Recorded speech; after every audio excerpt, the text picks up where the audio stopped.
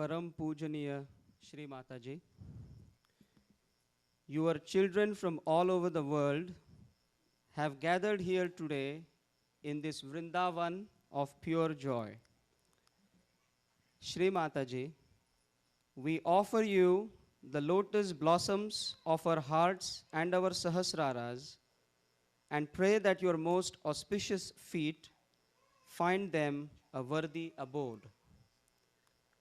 Shri Mataji, just as the Chataka bird derives sustenance purely from the effulgent moon, we seek your divine blessings in the form of Chaitanya from your primordial Swarupa.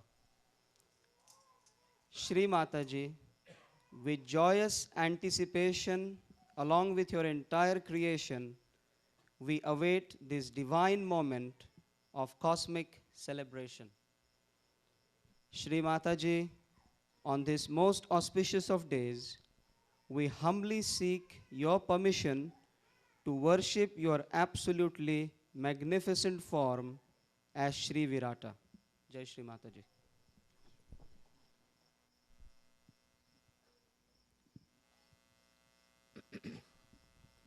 Today we are going to worship Sri Krishna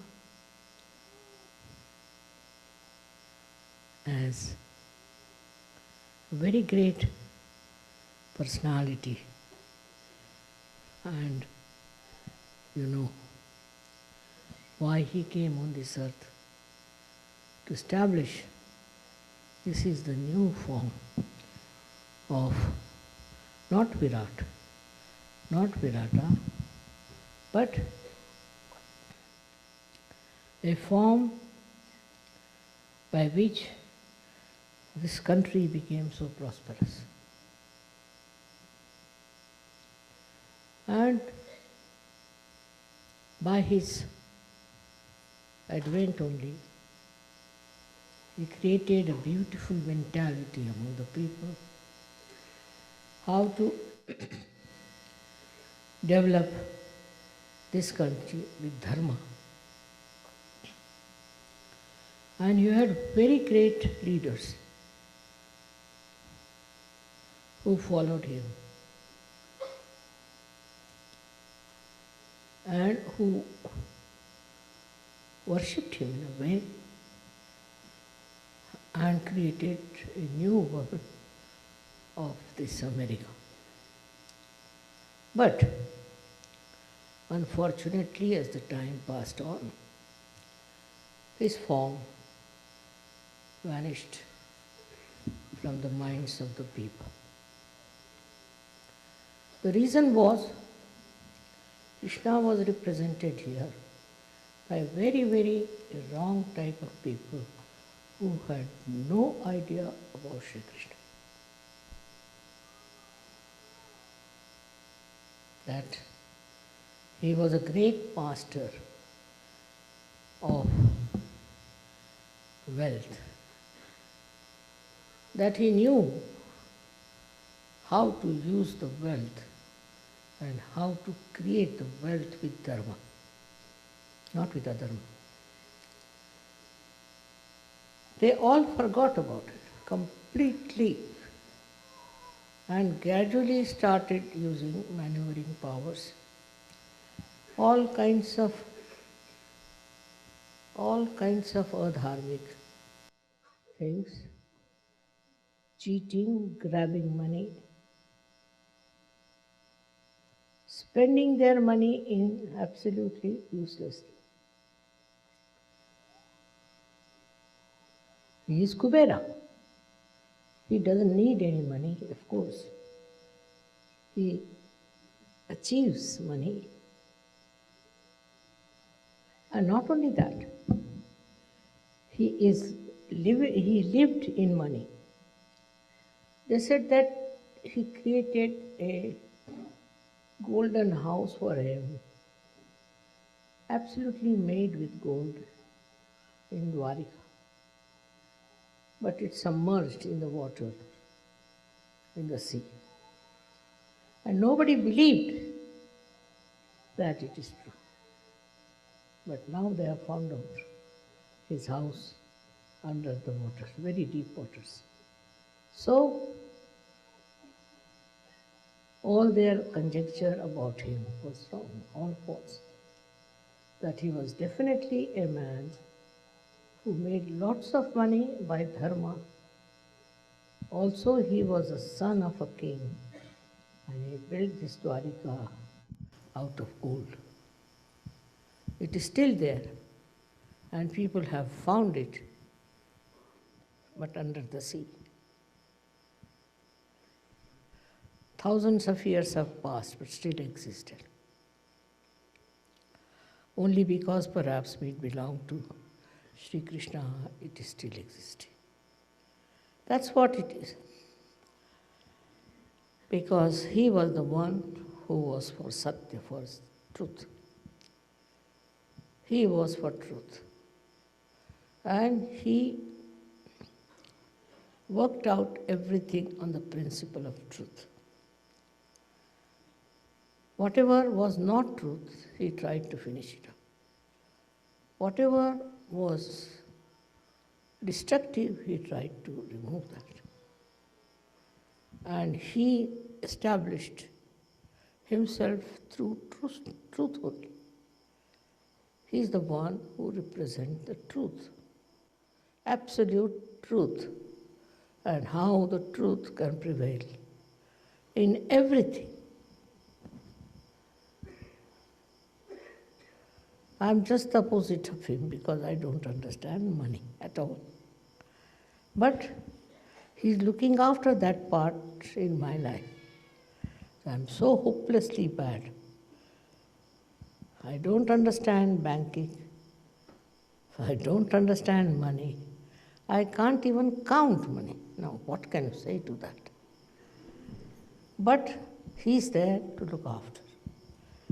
And I have never a dearth of money, never a dearth of any wealth. It's all full of it. Also, it comes through your sense of satisfaction. If you have that sense of satisfaction, you don't look for money. What happened in your country that some people got money? If you got little money, then you get the taste of money. They are not satisfied people. So like mad, they went on spending on nonsensical things. It is something very much human. After human evolution, after you have reached a certain state of enlightenment, then all these demeaning things like greed all disappear from your character. You don't have that greed in you anymore, and you become extremely a satisfied person.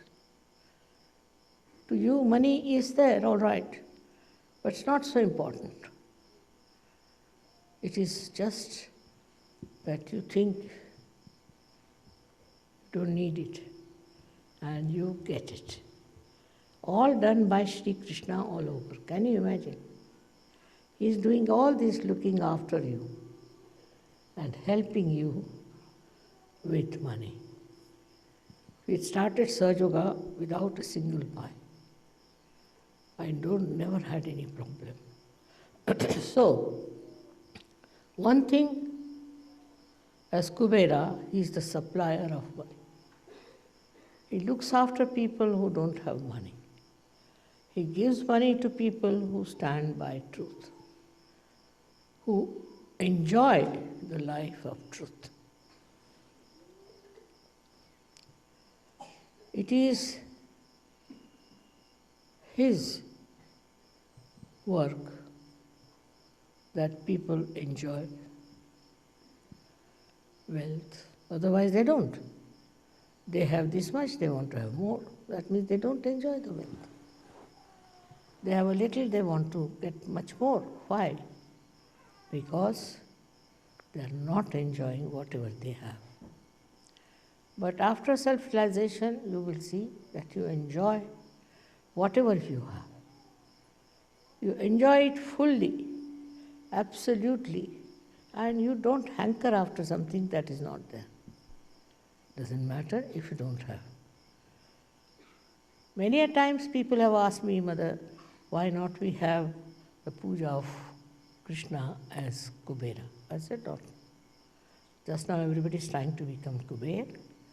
Let them learn a lesson. And then we will have the puja of Kubera. And that's why today I have agreed to have this puja. Because now you have seen what happens if you have greed. You go on committing all kinds of sins, all kinds of wrong things, which can destroy your country. Such a rich country has now become a poor country. Where is that money gone? They are very clever. Somebody told me today that it's money with the insurance. My God, I said, the law is such that you can't get out that money. Secondly, they said that it is in offshore and all that. I said, but see now, they were never afraid that they'll be caught up. And they continued for so many years. But I'm sure one day they'll all be exposed by Kubera himself. So, today by worshipping Kubera, what we are doing, we are going to establish the truth of money. What lies behind the money? What is the point of having money? This country had money. As a result, so many good people came here to work, and you had so many complementary things. You had lots of people who have complimented. Because I think in certain things Americans were a little less. Not in intelligence, but in brilliance, I think they were a little bit lacking. So they got very brilliant people from abroad. And also, they were very focused people, so they worked it out very well.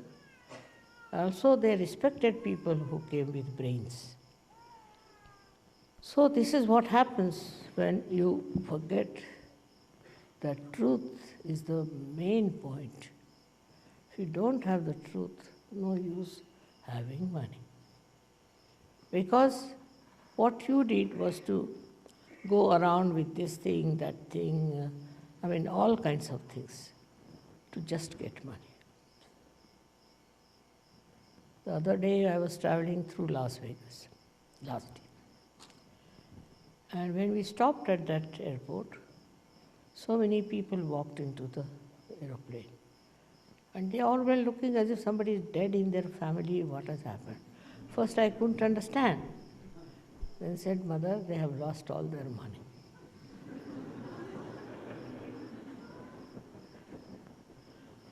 So, when they have money, they are jumping. Next moment, they are crying because they have lost the money. What's the use of such a money, which is so temporary, which is so useless? But that is human nature, to run after Maya. And this is the quality of money, that it gives you Maya. Maya like this, that they get a little money somewhere. With that little money, they buy something. Then they think money is very important. So you can buy lots of things. You can buy cars, you can buy aeroplanes, this, that. So there is where Maya plays on. And you start running after that mad money, which makes you mad. It's nice that at this juncture they have discovered the falsehood of this Maya money. And I'm so happy that they were all handcuffed and all their power of money was finished. So, this Kubera is working out all these tricks. Krishna is a very tricky, extremely tricky personality. He puts the tricks every action after every action. Now, money matters, he first befools you that you run after it. And then you just discover that it was stupidity. We have a story in our country called Sheikh Chili. He got little money and he got into the grab of this Maya. So he thought, I can do very well. So he started dreaming as to what he should do. So he went and bought lots of eggs. And he said, now these eggs will have little chicks, which will grow, which will I'll sell, and I'll so much money, like that he was talking. And while thinking about it in his mind, went off to sleep. And then in his sleep he fell on the eggs, and all the eggs broke. So the Maya was over. This should happen early, but if it doesn't happen, then you end up in the jail or something like that. Sahaja Yoga is one thing which gives you a complete vision of the destruction that can follow this Maya business. It is something, such a insight that you don't have to do anything with it. I'm different, I told you, I don't understand it at all. But even if you understand the value of money, even if you understand that money can bring lots of things to you, despite that you don't look at it, just turn your face. That is the sign of a real Sahaja Yogi. To him, it doesn't matter temperamentally. It's not that he does something bad or tells his mind, nothing. Temperamentally, he doesn't care for money, just because he's above it. The one who is above money is a real Sahaja. The one who is engulfed in the nonsense and the Maya of money is not a Sahaja. Of course, I have seen most of the Sahaja Yogis are extremely honest, especially in the West. But in India, there's a disease, as you have some here viruses. We have certain viruses in India also. So they still go on running after money. To them, money is important. But in the evolutionary process, if you reach a certain state where you rise above your Nabhi chakra, rise your Nabhi chakra, then money is not so important. It's not so important. To me, I find I cannot buy things unnecessary.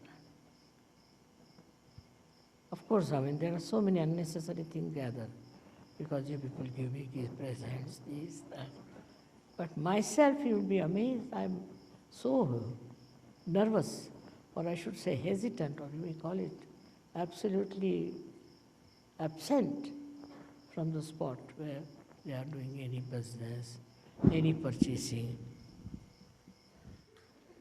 Come here and fix it, please.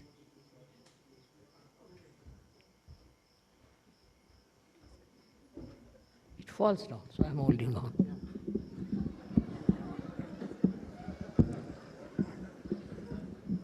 Okay. Correct? Now, Now, all right. In the same way, Sahaja Yogis have to fix their mind.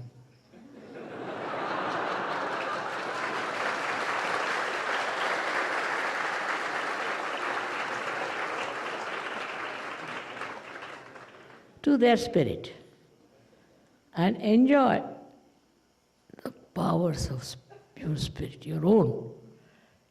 That enjoyment, once you get it, you don't fall. to your greed. This is something very, very simple. But sometimes you don't do it. You get enamored by something, maybe a car, maybe an aeroplane, I don't know what, whatever it is. It's a headache to have too many cars, isn't it? But people have. They think by that people are impressed and they think no end of themselves or not. Nothing. If they are impressed, what is the use to us? What do we get out of it? Sahaja-yogi has his own spirit to enjoy more than anything else. He doesn't want to possess anything. It's a headache to possess things also. The other side of it is a Mahalakshmi. If that principle is within you, Mahalakshmi principle, you will have never a problem of money. On the contrary, you will know how to stop it. So far, as I am concerned, I get fed up of my Mahalakshmi principle. Because I don't know from where it works out, how it works out. Without any effort. But temperamentally, I have no interest at all. Temperamentally. But it is I don't know what is the cause of this effect. Now supposing I buy some small thing, just like that. It will sell at least 10 times more. It will be of value at least 10 times more. I don't know how. It's very surprising. Automatically, I'll buy something very small and I find it's very expensive. How it works, that must be miracles of Mahalakshmi, I think. So, what I have to tell you is this, that you should not worry about your financial situations at all. Do not go on calculating. Do not see how much money you have in the bank, what you have to do with your money, where you should invest. I have seen people going mad planning the whole thing. There's no need to do that once you are a surgeon. It all works automatically. The greed is within you just like any other disease. As you have diseases, greed is also there.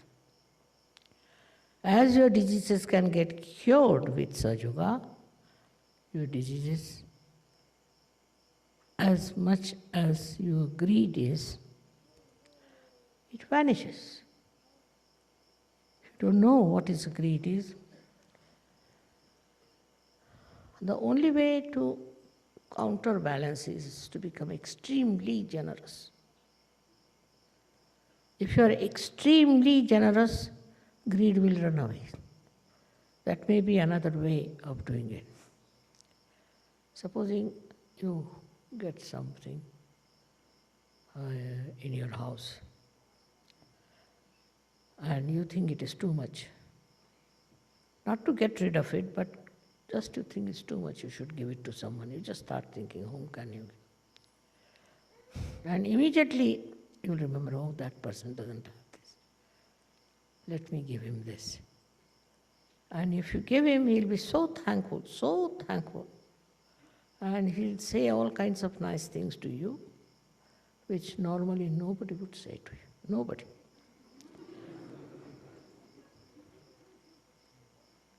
And it's surprising how joy-giving it is.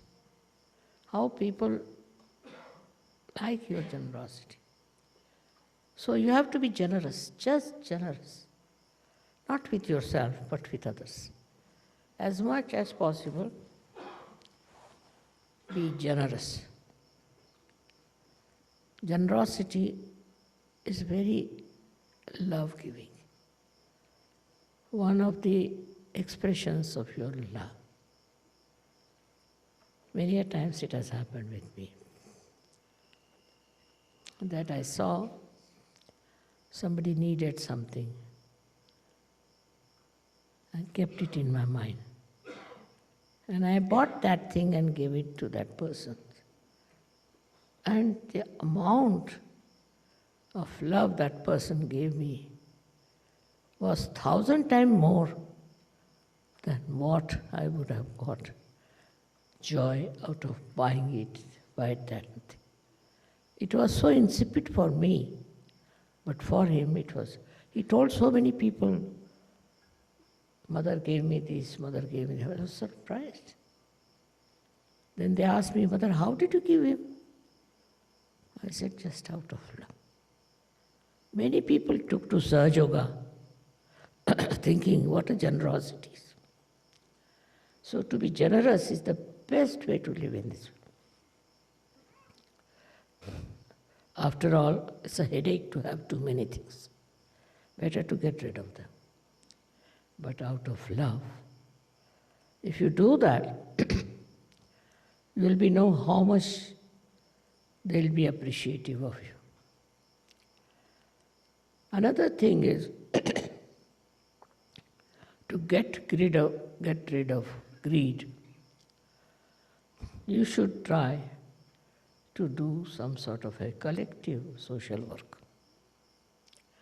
Supposing you go to some place where lots of poor people are there.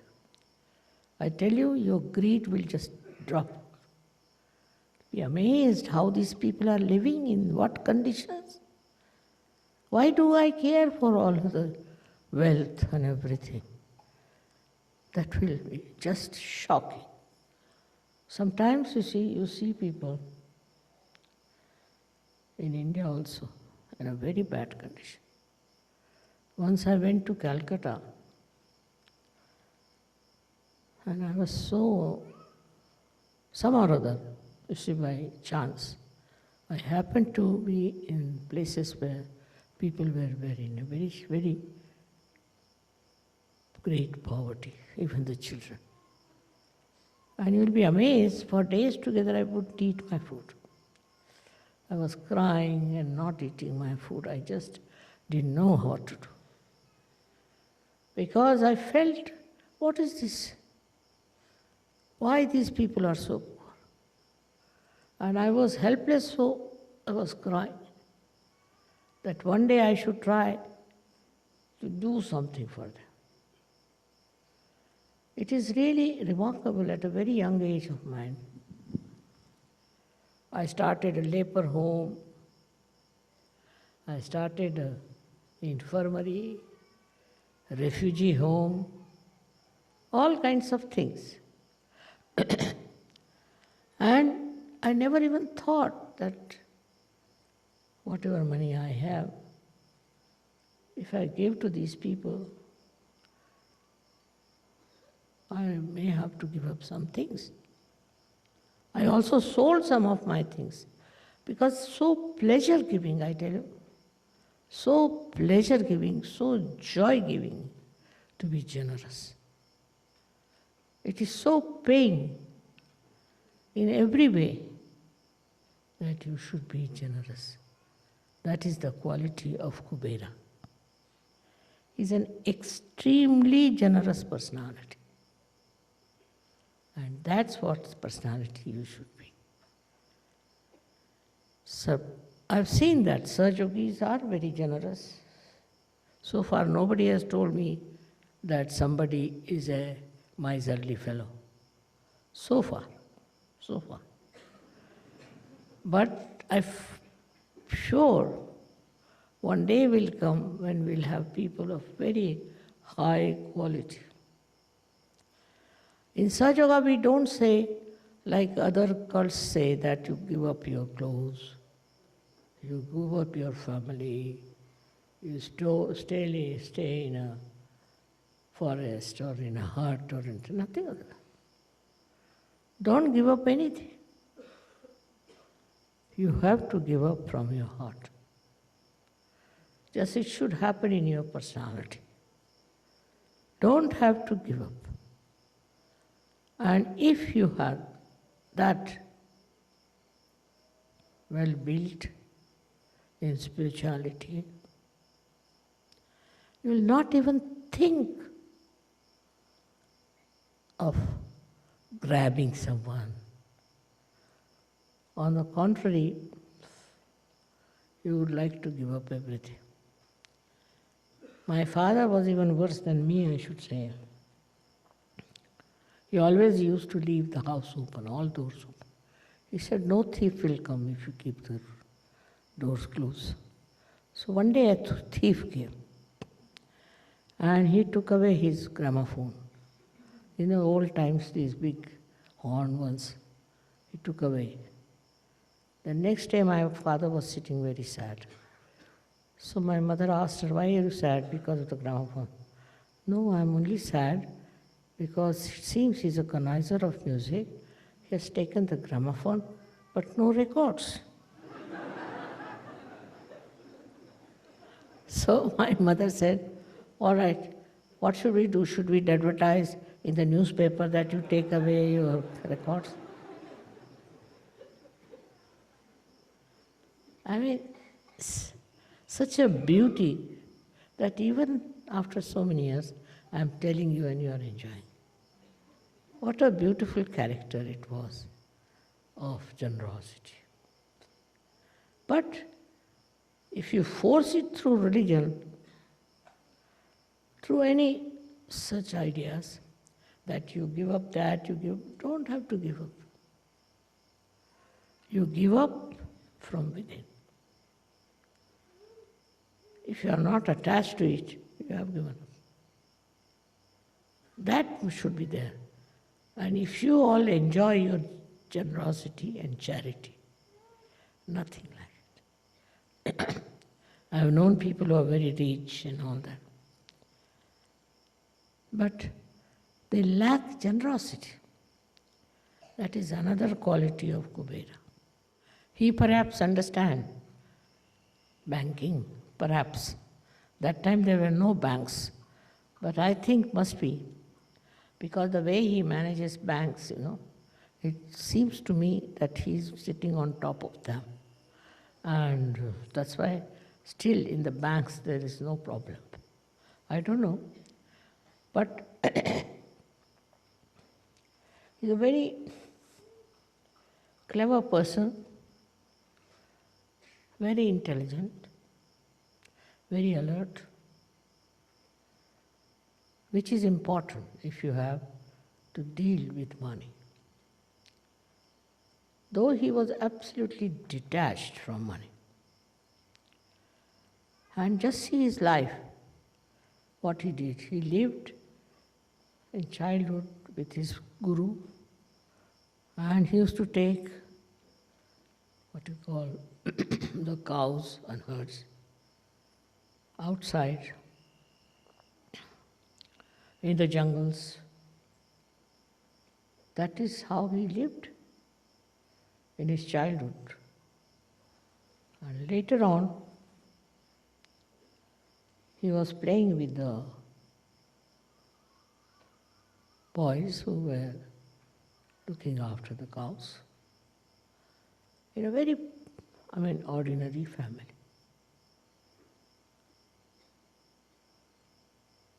He never hankered after money.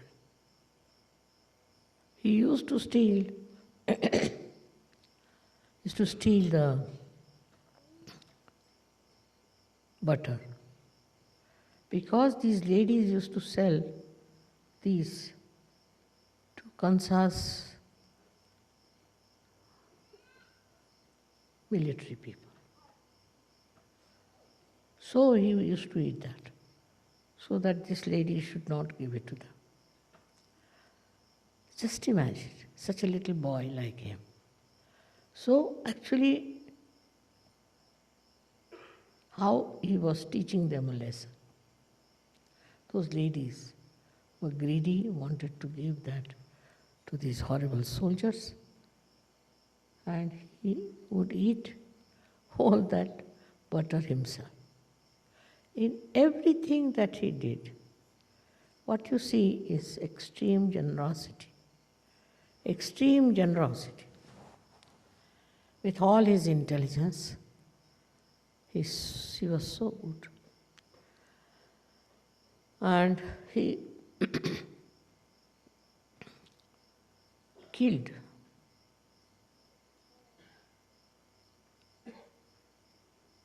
his own uncle, I should say. It was not important. So-called relations were not important.